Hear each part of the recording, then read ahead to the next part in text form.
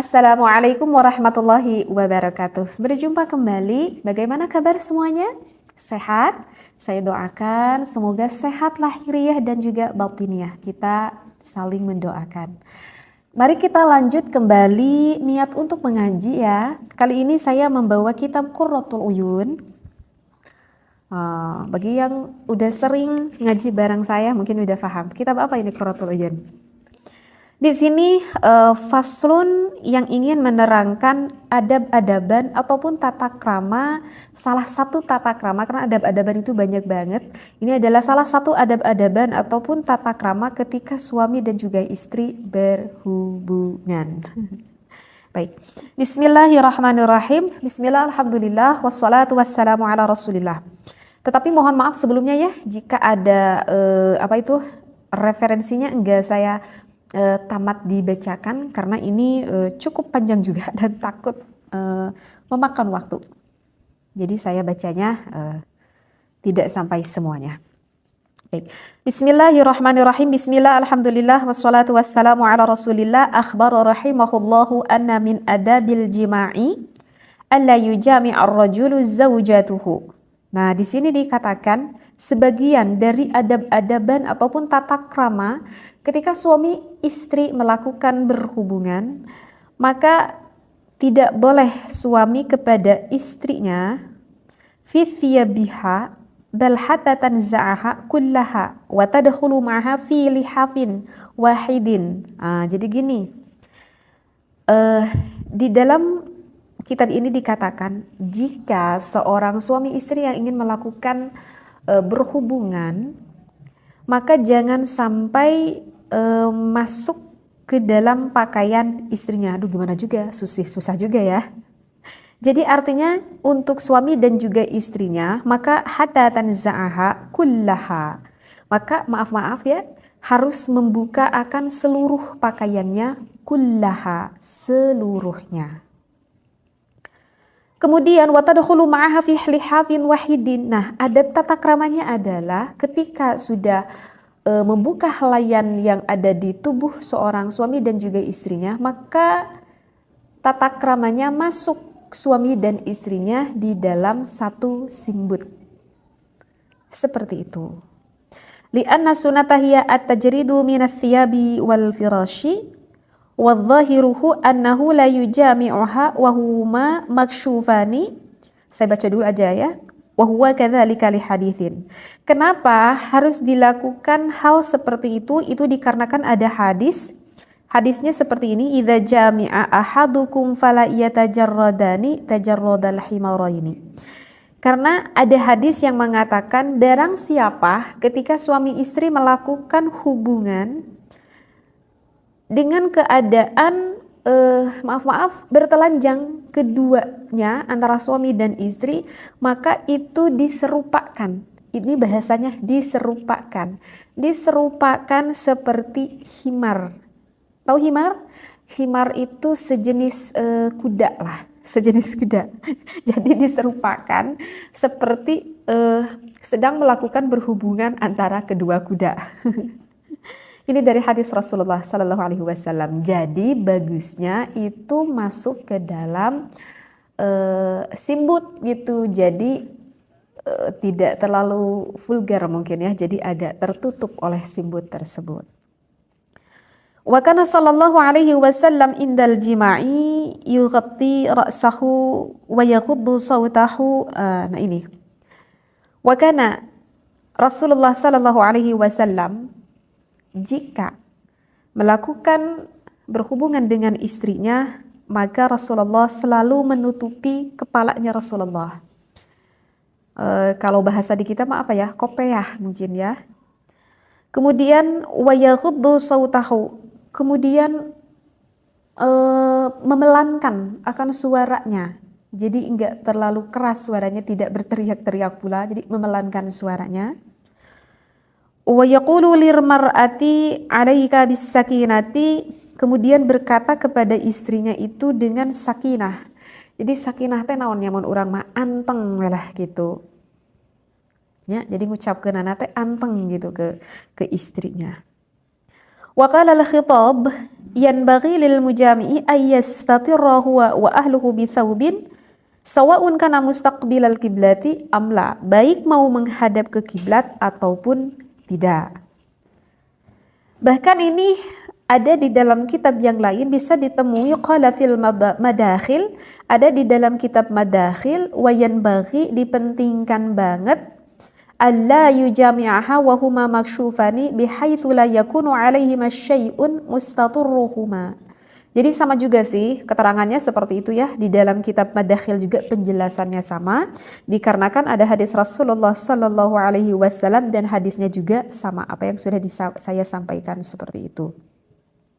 Bahkan waqad kana as-Siddiq radhiyallahu anhu, Sayyidina Abu Bakar Siddiq pun jika melakukan berhubungan dengan istrinya maka yughatti ra'sahu, maka Sayyidina Abu Bakar As-Siddiq selalu menutupi kepalanya. Kenapa dilakukan seperti itu? Hayaan minallahi, karena merasa sangat malu sekali terhadap Allah Subhanahu wa taala. Nah, ini adalah yang saya bacakan adab, akhlak, tata krama. Ya, jadi sekali lagi, yang saya sudah bacakan ini adalah ilmu akhlak, ilmu adab-adaban, ilmu tata krama. Baiknya kalau kita mau melakukan berhubungan antara suami dengan istri, Rasulullah melakukan halnya seperti itu. Rasulullah dan juga para sahabatnya ketika menggauli istrinya merasa malu sekali jika bertelanjang seperti diseumpamakan seperti himar ataupun seperti kuda. Tetapi memang dianjurkannya bertelanjang. Tetapi setelah bertelanjang maka selalu masuk ke dalam selimutnya, gitu ya, masuk ke dalam selimutnya.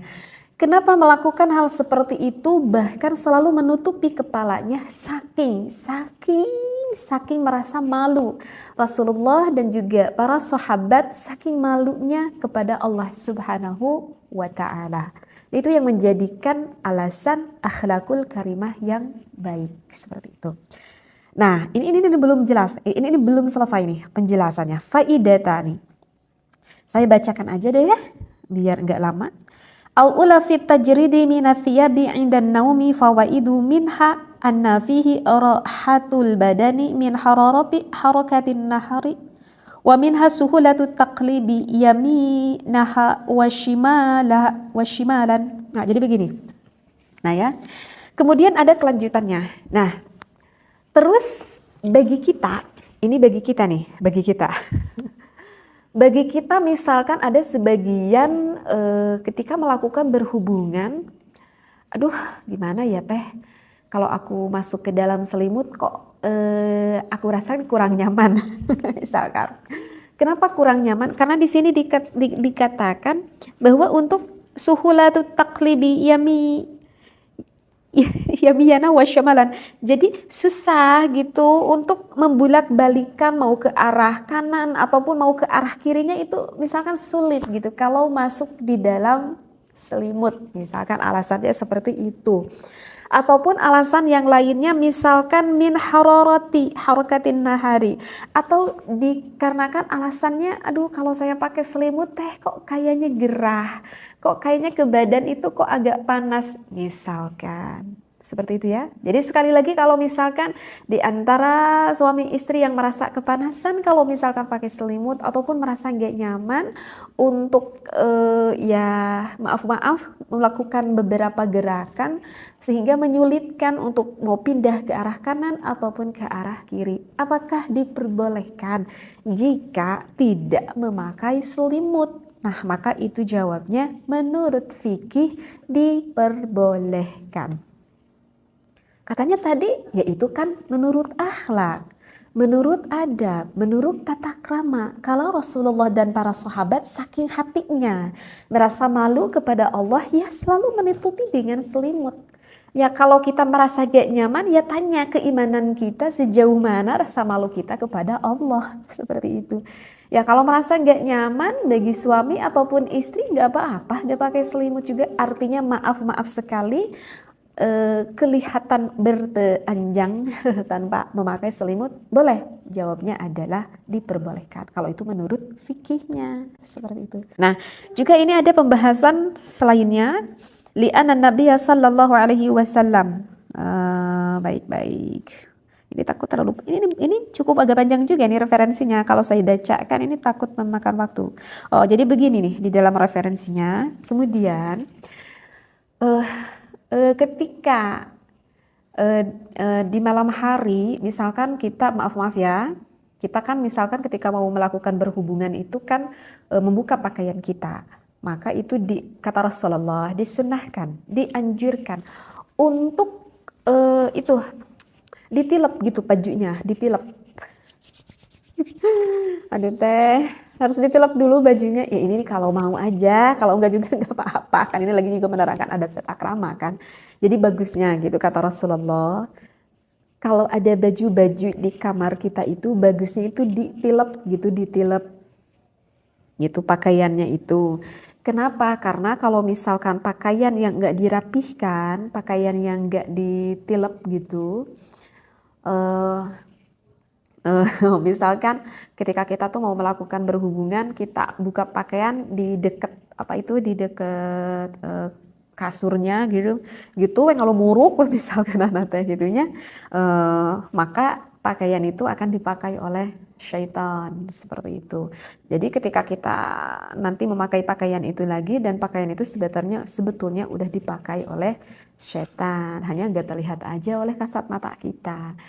Seperti itu. Ataupun ketika kita hendak mau tidur, kalau bisa jangan sampai baju itu yang naon atunya bahasa Indonesia nate jadi ngalumuruk begitu si acuk teh gitunya.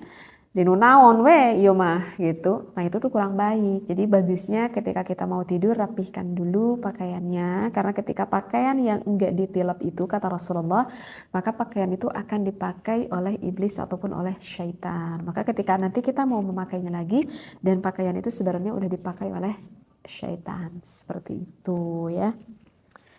Begitu. Ya udah deh, gitu aja deh ya. Sekarang yang ingin saya bahas dulu ada. Ini sebetulnya sih masih banyak ya penjelasannya, masih banyak banget. Tapi insya Allah deh ya, lain waktu kita ngaji lagi sedikit-sedikit. Jadi mudah-mudahan apa yang sudah saya sampaikan ini wabil khusus apa yang saya sampaikan ini untuk pengantin istri, untuk pengantin suami istri ini ya gitu ya. Tapi sih sebetulnya waktu di pesantren juga ya saya dikajinya sebelum menikah. Gak apa-apa kita tahu ilmu ini, gak apa-apa kita tahu ilmu ini. Yang penting kita bagaimana menyikapi akan ilmu yang kita dapat. Berpikir positif aja. Ketika kita udah menikah kita gak repot. Ya, ketika kita nanti menikah kita gak terlalu repot karena kita udah karena kita udah banyak tahu ilmunya. Seperti itu. Ibaratkan kalau misalkan kita mau melakukan ibadah haji, ya, kita mau melakukan ibadah haji, coba kita mengetahui ilmunya itu ketika sedang berangkat pergi ke Mekah atau sebelumnya, kan itu persiapan sebelumnya kan, manasik haji itu persiapan sebelum kita berangkat ke Mekah. Kita tahu dulu, kaji dulu ilmunya, agar nanti ketika kita berangkat di Mekah, kita udah tahu. Ini yang harus dilakukan ketika saya melakukan ibadah haji. Jadi bagi ajengan itu mengaji akan Qurratul Uyun ataupun kitab Uqudul Lijen ataupun kitab Fathul Izar misalkan ataupun kitab yang berhubungan dengan rumah tangga itu dikaji bagi para santri yang memang udah cukup dewasa untuk memahami akan ilmu tersebut. Karena itu adalah ilmu-ilmu persiapan bagi para santri ketika nanti menikah dia itu udah paham ilmu-ilmunya. Ini yang diharamkan, ini yang diperbolehkan, ini yang harus dijauhi dan ini yang boleh dilakukan. Sehingga kembali lagi kepada kita yang menyikapinya. Kalau pikiran kita berpikiran positif, insya Allah positif. Kalau kita memandangnya hal itu menjadikan suatu negatif, padahal itu adalah ilmu yang sangat bermanfaat sekali, ya hasilnya akan negatif. Karena itu berpikirlah bijaksana. Wallahu a'lam. Wassalamualaikum warahmatullahi wabarakatuh.